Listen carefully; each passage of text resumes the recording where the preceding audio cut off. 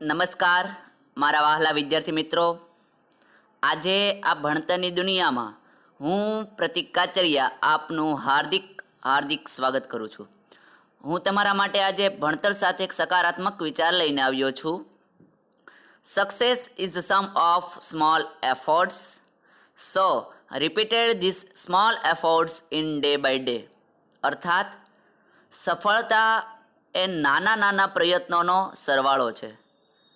માટે વિદ્યાર્થી મિત્રો, દિવસે ને દિવસે આ નાના નાના પ્રયત્નો છે એનું પુનરાવર્તન કરતા જાઓ, જેથી તમને સફળતા મળવામાં સરળતા રહે।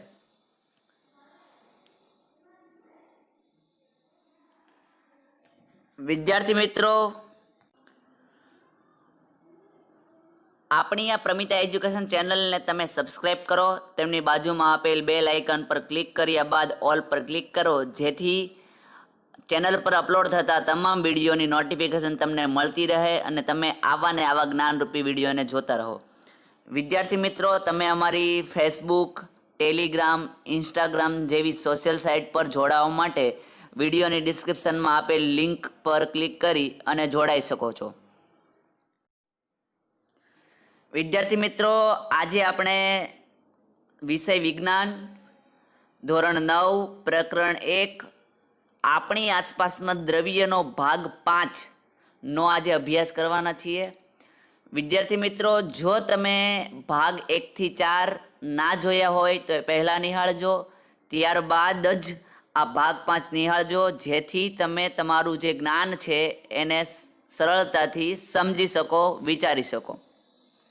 તો ચાલો વિદ્યાર્થી મિત્રો આપણે શરૂ કરીએ।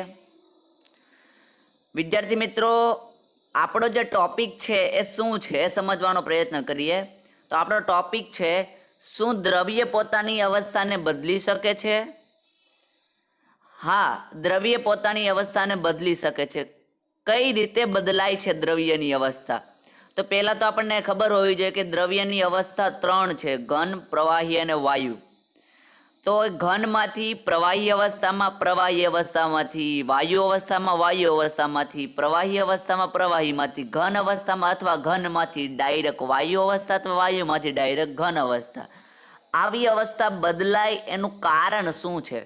એ બદલાવાના 2 કારણો છે। કયા કયા?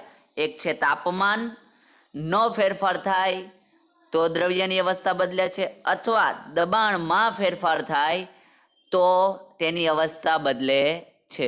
એમાંથી આપણે દ્રવ્ય છે એ પોતાની અવસ્થા તાપમાનને આધારે બદલી શકે છે તેવું આપણે ગયા લેક્ચરમાં એટલે કે ભાગ નંબર 4માં ભણી ચૂક્યા છીએ। આ લેક્ચરમાં એટલે કે ભાગ 5માં આપણે દબાણના ફેરફારની અસર વિશે ચર્ચા કરવાના છીએ। તો શરૂ કરીએ। વિદ્યાર્થી મિત્રો, આજનો સવાલ છે, વાયુનું દબાણ એટલે શું? દબાણના માપન માટેના એકમો જણાવો। શું છે બરોબર સમજો, વાયુનું દબાણ એટલે શું? તો વાયુનું દબાણ એટલે શું એની ચર્ચા કરી લઈએ, એની વ્યાખ્યા સમજીએ। પાત્રની દિવાલ પરના વાયુના કણો, યાદ રાખજો, જે પાત્રમાં વાયુ ભરેલો છે એ પાત્રની વાત કરેલી છે। પાત્રની દિવાલ પરના વાયુના કણો દ્વારા પ્રતિ એકમ ક્ષેત્રફળ પર લાગતા બળને વાયુનું દબાણ કહે છે। શું બરોબર સમજો, પાત્રની દિવાલ પરના વાયુના કણો દ્વારા પ્રતિ એકમ ક્ષેત્રફળ પર લાગતા બળને વાયુનું દબાણ કહે છે। તો સમજીએ વ્યાખ્યા શું કહેવા માંગે છે। શું છે, આ એક પાત્ર છે જેમાં વાયુ ભરેલા છે। આ વાયુ છે એ દિવાલ પર શું કરશે તો કે બળ લગાડશે। બીજા વાયુ હોય ત્યાં દિવાલ પર, આ દિવાલ પર, એવી રીતના જે આ વાયુના કણો છે પાત્રની દિવાલ ઉપર બળ લગાડશે। પણ એ બળ છે કઈ રીતના લગાડવાનું છે? પ્રતિ એકમ ક્ષેત્રફળ। પ્રતિ એકમ ક્ષેત્રફળ એટલે ધારી લો કે આટલું ક્ષેત્રફળ 1 ચોરસ કિમી છે, 1 ચોરસ મીટર છે એવું માની લઈએ। તો એટલે કે આ ચોરસ મીટર ક્ષેત્રફળમાં જ્યારે વાયુના કણો છે એ પોતાનું બળ લગાડે છે. ક્યાં લગાડે છે? પાત્રની દિવાલ પર. તો એ બળ લગાડે છે ને આપણે શું કહીશું? વાયુનું દબાણ. વાયુ છે પાત્રની સપાટી ઉપર દબાણ કરે છે ને, બળ લગાડે છે, તો એને આપણે શું કહીશું? વાયુનું દબાણ કહીશું. ઓકે, ફરીથી વ્યાખ્યા સમજીએ કે પાત્રની દિવાલ પરના વાયુના કણો, જે પાત્ર હોય છે એની દિવાલ હોય છે, એ દિવાલ પરના જે કણો છે એના દ્વારા ક્યાં બળ લાગે છે? પાત્રની દિવાલ પર. તો પ્રતિ એકમ ક્ષેત્રફળ પર લાગતા બળને, આટલા ભાગમાં લાગતા બળને આપણે શું કહીશું? વાયુનું દબાણ. હવે દબાણ સમજવા માટે આપણે અહીંયા બે વસ્તુનો ખ્યાલ લેવો પડે. કયો ખ્યાલ લેવાનો છે? આ પાત્ર છે, તેમાં એક તો ખ્યાલ એ ક્ષેત્રફળ આવી ગયું, અને બીજું શું આવ્યું? બળ આવ્યું. પેલું શું, કઈ વાત આવી? ક્ષેત્રફળ. બીજી કઈ વાત આવ્યું? બળની. આવી કે નહીં? ઓકે, તો આ બે વસ્તુના આધારે આપણે એનો સૂત્ર તારવવાનો પ્રયત્ન કરશું. તો શું થશે સૂત્ર? દબાણ બરાબર બળ છેદમાં ક્ષેત્રફળ. કેટલા ક્ષેત્રફળમાં બળ લાગે છે? જો એ બળ આપણને સમજ પડી જાય તો આપણે વાયુનું દબાણ સમજી શકીએ. ઓકે, એટલે દબાણનું સૂત્ર શું થશે? બળના છેદમાં ક્ષેત્રફળ. ફરીથી વ્યાખ્યા સમજી લઈએ. પાત્રની દિવાલ પરના વાયુના કણો દ્વારા, પાત્રની દિવાલ પરના વાયુના કણો દ્વારા પ્રતિ એકમ ક્ષેત્રફળ પર લાગતા બળને વાયુનું દબાણ કહે છે. અહીંયા ત્રણ બાબત સમજવાની છે. 1, 2, 3. પેલું તો કણો દ્વારા, બીજું ક્ષેત્રફળ પર, અને ત્રીજું બળ લાગે છે, અને વાયુનું દબાણ કહે છે. દબાણનું સૂત્ર શું છે? બળના છેદમાં ક્ષેત્રફળ. ઓકે, હવે બીજો પ્રશ્ન શું હતો? દબાણના માપન માટેના એકમો જણાવો. દબાણના માપન માટેના એકમો જણાવો. તો સૌથી પહેલું યાદ રાખજો કે વાયુનું દબાણ માપવા માટે એકમ વાતાવરણ છે, જેને ટૂંકમાં ATM, જે આપણે પૈસા પડે છે ATM નથી, પણ એટમોસ્ફિયર ઉપરથી ATM નામ પડેલું છે. વાયુનું દબાણ છે એનો એકમ કયો છે? તો કે વાતાવરણ છે. ચલો, આપણે આટલી લંબાઈ છે એ માપવું હોય તો કઈ રીતના માપો? તો તમે કિલોમીટરમાં માપી શકો, અથવા મીટરમાં માપી શકો, અથવા સેન્ટીમીટરમાં માપી શકો, અથવા ફૂટમાં માપી શકો. માપી શકો કે નહીં માપી શકો? આ બધા શું થયા? તો કે લંબાઈ છે એનો એકમ થયો. ઓકે, એમ દબાણ માપવું હોય તો દબાણનો એકમ કયો? વાતાવરણ. કયો? વાતાવરણ. કયો? વાતાવરણ. બરોબર મગજમાં બેસાડી લેજો કે વાયુનું દબાણ માપવાનો એકમ કયો? તો કે વાતાવરણ.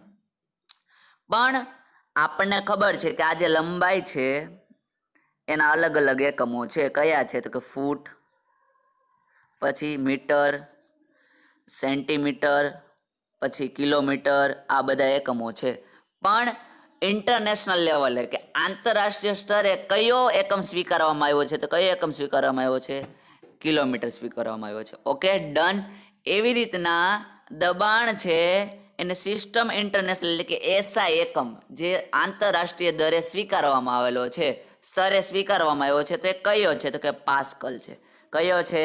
પાસ્કલ. તો વાયુના દબાણ માપવા માટેના બે એકમો કયા? વાતાવરણમાં પણ માપી શકાય, બીજું પાસ્કલમાં પણ માપી શકાય. પણ સર્વ સ્વીકૃત એટલે કે આંતરરાષ્ટ્રીય સ્તરે સ્વીકૃત એવો કયો છે? કે પાસ્કલ છે. ઓકે, તો એક એટમોસ્ફિયર બરાબર કેટલા પાસ્કલ થાય? તો 1.01 ગુણ્યા 10⁵ પાસ્કલ થાય. ફરીથી મોસ્ટ IMP પ્રશ્ન, એક એટમોસ્ફિયર અથવા એક વાતાવરણ બરાબર 1.01 ગુણ્યા 10⁵ પાસ્કલ છે. આ દબાણના બે એકમો, વાતાવરણ, બીજું પાસ્કલ. એક વાતાવરણ દબાણ એટલે કે એક વાતાવરણ એટલે કેટલું થાય? તો કે 1.01 ગુણ્યા 10⁵ પાસ્કલ. ઓકે, હવે વાતાવરણમાંના હવાના દબાણને વાતાવરણીય દબાણ કહે છે. હવે આપણે અહીંયા પહેલા વાત કરી હતી ખાલી વાતાવરણની વાત કરેલી હતી. વાયુનું દબાણ છે શેમાં માપવામાં આવે? તો કે વાતાવરણમાં માપવામાં આવે. ઓકે, તો અહીંયા શું આપેલું છે? વાતાવરણમાંના હવાના દબાણને વાતાવરણીય દબાણ કહે છે. કોની વાત કરેલી છે? હવાનું દબાણ હોય, વાયુનું દબાણ હોય તેને વાતાવરણમાં માપવામાં આવે, તો હવા પણ એક પ્રકારનો વાયુ છે, પણ એને જે દબાણ હોય, હવાનું જે દબાણ છે એને શું કહેવામાં આવે છે? વાતાવરણીય દબાણ કહે છે. પ્રશ્ન પૂછાય કે વાતાવરણમાંના હવાના દબાણને શું કહેવામાં આવે છે? વાતાવરણીય દબાણ કહે છે. દરિયાની સપાટી પર વાતાવરણીય દબાણ એક વાતાવરણ છે. હવે પ્રશ્ન થાય કે એક વાતાવરણ દબાણ ક્યાં આવેલું છે? તો દરિયાની સપાટી પર. ક્યાં આવેલું છે? એક વાતાવરણ દબાણ ક્યાં આવેલું છે? દરિયાની સપાટી પર એક વાતાવરણીય દબાણ આવેલું છે. તેને સામાન્ય વાતાવરણીય દબાણ કહેવાય છે. એક વાતાવરણ દબાણ ક્યાં આવેલું હોય છે? દરિયાની સપાટી પર આવેલું હોય છે. આ દબાણના માપનના એકમો છે. સૌથી પહેલા વાયુનું દબાણ માપવા માટેનો એકમ કયો છે? વાતાવરણ છે. દબાણ માપવા માટેનો બીજો એકમ કયો છે? પાસ્કલ છે. જેને કયો એકમ કહેવામાં આવે છે? એસઆઈ એકમ કહેવામાં આવે છે. જેનું આપણે મૂલ્ય લઈએ તો એક વાતાવરણ બરાબર કેટલા થાય? તો એક વાતાવરણ બરાબર 1.01 ગુણ્યા 10 એટલે કે 10⁵ પાસ્કલ કહેવામાં આવે છે. વાતાવરણમાં જે હવાનું દબાણ હોય છે, હવાના દબાણને શું કહેવામાં આવે છે? વાતાવરણીય દબાણ કહેવામાં આવે છે. દરિયાની સપાટી પર જે વાતાવરણીય દબાણ છે એ કેટલું હોય છે? કે એક વાતાવરણીય દબાણ હોય છે. એટલે આને આપણે સામાન્ય વાતાવરણીય દબાણ કહીએ છીએ. ચલો, બીજો પ્રશ્ન છે, દ્રવ્યની અવસ્થા પર દબાણના ફેરફારની અસર સમજાવો. દ્રવ્યની અવસ્થા આપણને ખબર છે, અવસ્થા ઘન, પ્રવાહી અને વાયુ છે. એના પર દબાણની ફેરફાર એટલે દબાણ આપવામાં આવે એટલે કે જે આપણે વાત કરી ક્ષેત્રફળ પર બળ લગાડવામાં આવે એટલે કે દબાણ આપ્યું એમ કહેવાય. તો એની અસર શું થાય એ સમજાવો. તો નિયત તાપમાને દ્રવ્ય અવસ્થા, ખાસ કરીને વાયુ અવસ્થા પર દબાણ વધારવામાં આવે તો વાયુના ઘટક કણો એકબીજાની વધુને વધુ નજીક આવવા પ્રયત્ન કરશે. સ્વાભાવિક છે. કોઈ પણ એક તાપમાન, નિયત તાપમાને, ચોક્કસ તાપમાને છે, દ્રવ્યની અવસ્થા એટલે કે વાયુ, ખાસ કરીને કોની વાત કરવાની છે? વાયુ. વાયુની અવસ્થા છે એના પર જો દબાણ આપવામાં આવે એટલે કે ઉપરથી બળ લગાડવામાં આવે, જે પાત્ર વાયુના જે કણો છે પાત્ર પર બળ લગાડે તો શું થાય? તો વાયુના ઘટક કણો એકબીજાને નજીક આવતા જાય છે, આવવા પ્રયત્ન કરે છે. અને દબાણ વધારતા વાયુનું પ્રવાહીમાં અને ઘનમાં પણ રૂપાંતર થઈ શકે છે. તો અહીંયા તમે જોઈ શકો છો, ઉપરથી એક વાતાવરણ દબાણ બળ લગાડવામાં આવે છે, અહીંયા 2 વાતાવરણ બળ લગાડવામાં આવે છે, અહીંયા 4 વાતાવરણ બળ લગાડવામાં આવે. તો એક વાતાવરણ બળ લગાડીએ તો છૂટા કણો રહે છે. 2 વાતાવરણ દબાણ લગાડવામાં આવે તો થોડા નજીક આવી જાય છે, જ્યારે 4 વાતાવરણમાં ઘણા નજીક આવી જાય છે. અહીંયા જ્યારે આખું પાત્ર ભરેલું હતું ત્યારે 1 લિટર હતું. જોઈ શકો છો તમે, 1 લિટર હતું. જ્યારે દબાણ આપવામાં આવે ત્યારે કેટલું થઈ ગયું? 0.5 લિટર થઈ ગયું.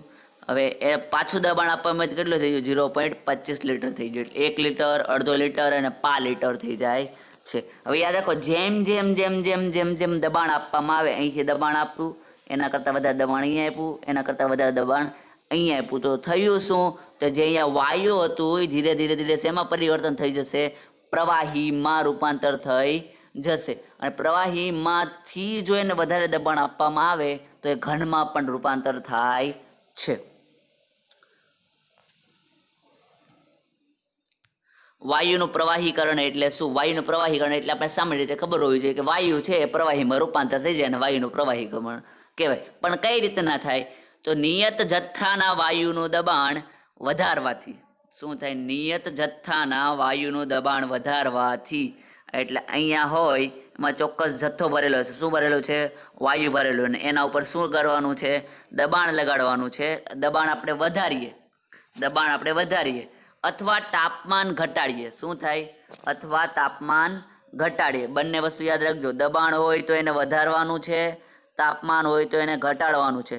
તો ઘટાડાથી શું થાય? તો કે જે કોઈ પણ વાયુ છે પ્રવાહીમાં રૂપાંતર થઈ જાય. શું થઈ જાય? કોઈ પણ વાયુ છે એને જ્યારે તમે દબાણ વધારે આપો અથવા તાપમાન ઓછું કરો તો એનું પ્રવાહીમાં રૂપાંતર થઈ શકે છે. આપણે બરોબર સમજવાનો પ્રયત્ન કરીએ.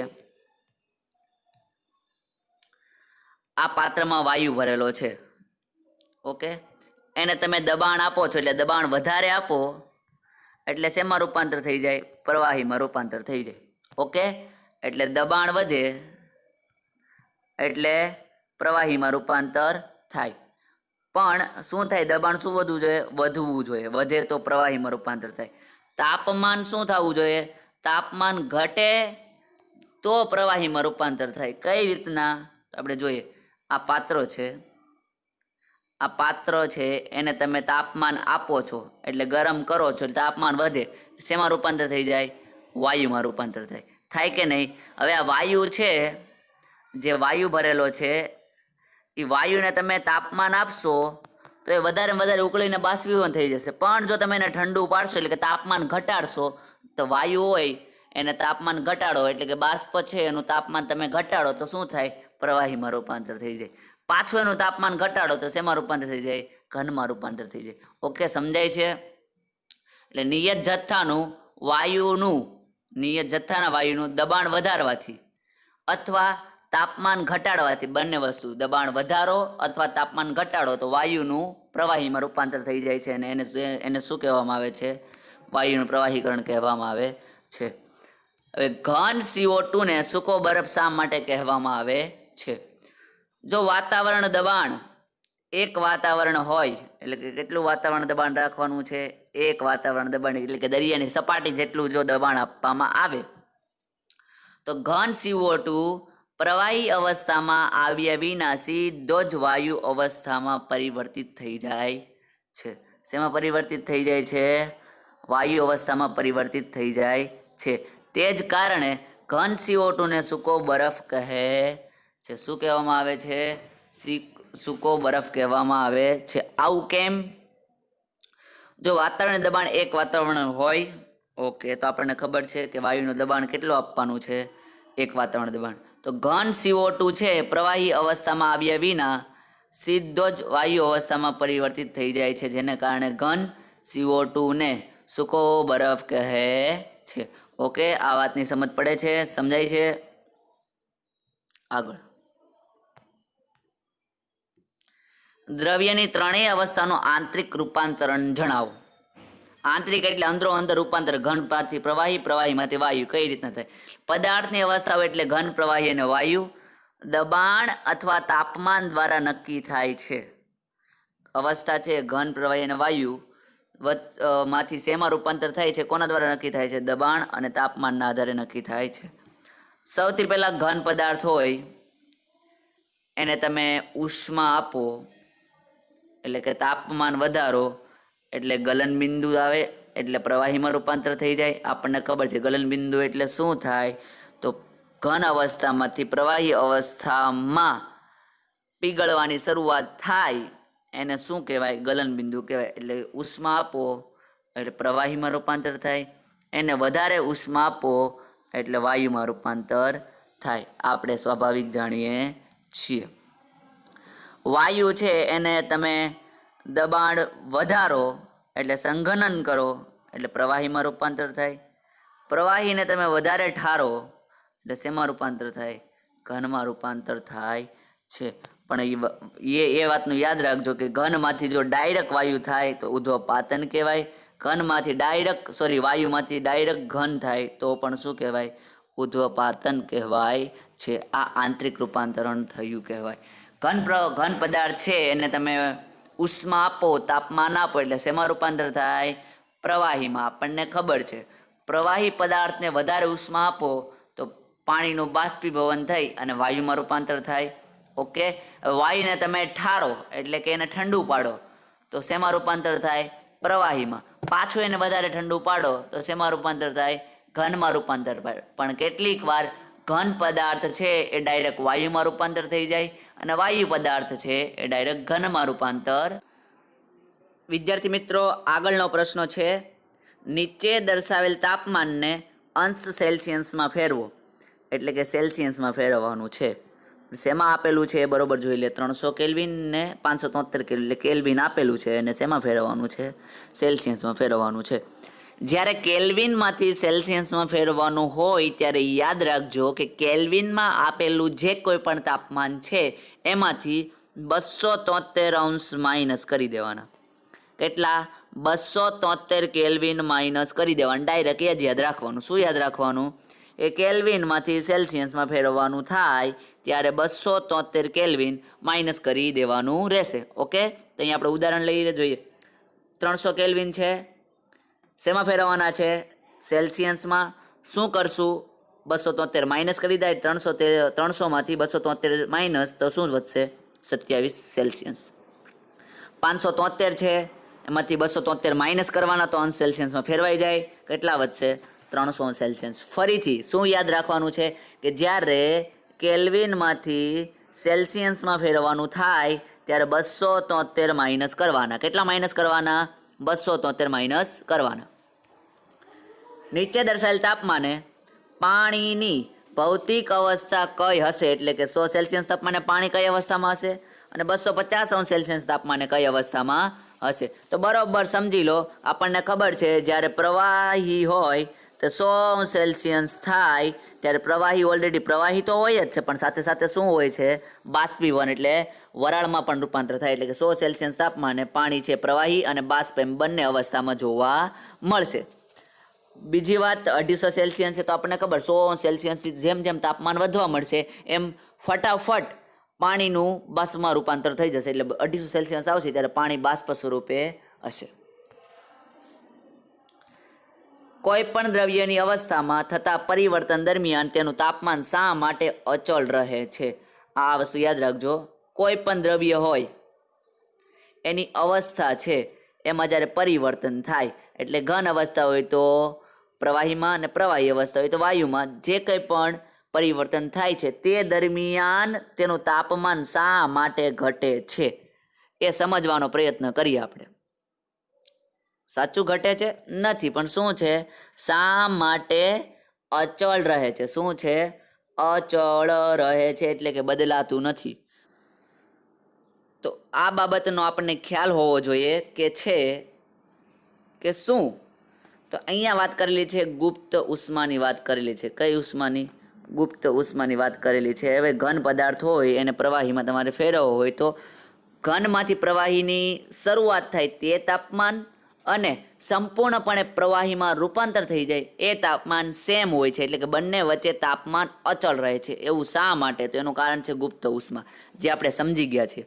કોઈ પણ દ્રવ્યની અવસ્થામાં થતા પરિવર્તન દરમિયાન તેનું તાપમાન અચળ રહે છે, કારણ કે દ્રવ્યને આપવામાં આવેલી આ ઉર્જા કણો વચ્ચેના પારસ્પરિક આકર્ષણ બળથી ઉપરવટ જઈને દ્રવ્યની અવસ્થાને બદલવામાં વપરાય છે. તેથી તાપમાનમાં કોઈ પણ ફેરફાર દર્શાવ્યા સિવાય દ્રવ્ય આ ઉર્જાને શોષી લે છે અને આ ઉષ્મા ઘટક કણો વચ્ચે છુપાયેલી હોય છે, જેને ગુપ્ત ઉષ્મા કહે છે. આ ગુપ્ત ઉષ્માના કારણે તાપમાન શું રહે છે? અચળ રહે છે. વાતાવરણીય વાયુનો પ્રવાહીકરણ માટેની કોઈ પણ પદ્ધતિ સૂચવો. કોઈ પદ્ધતિ સૂચવો તો આપણને ખબર, વાયુ છે અને પ્રવાહીમાં રૂપાંતર કરવા હોય તો બે જ વસ્તુ છે. શું છે? કાં દબાણ વધારીએ, કાં તાપમાન ઘટાડીએ. આ બે જ વસ્તુ થાય.